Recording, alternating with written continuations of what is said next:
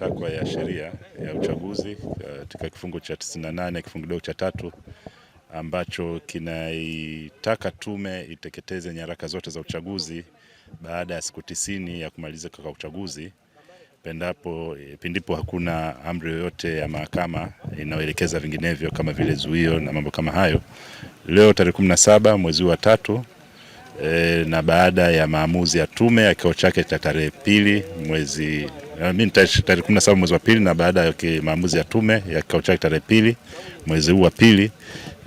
hiyo ni baada ya kukamilika kwa siku 90 tokea kwa uchaguzi mkuu wa mwaka 2025 ambao ulifanyika tarehe 29 Oktoba. Tumekuja hapa Micheweni kwa ajili ya kuziteketeza nyaraka za uchaguzi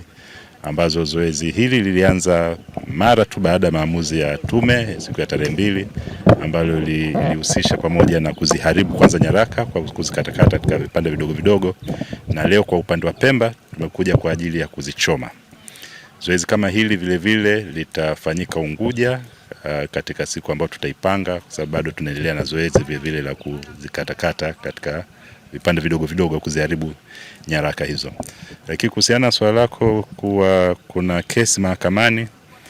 ndio tuna taarifa kwamba zipo kesi za uchaguzi Mahakama Kuu ya Zanzibar, zipo Unguja, zipo na Pemba, lakini kesi hizo zimefunguliwa, tujapokea amri yoyote ya kuweza kutufanya sisi kutotekeleza sheria, kwa sababu matakwa ya sheria yanaeleza pale ambapo kutakuwa na amri ya mahakama.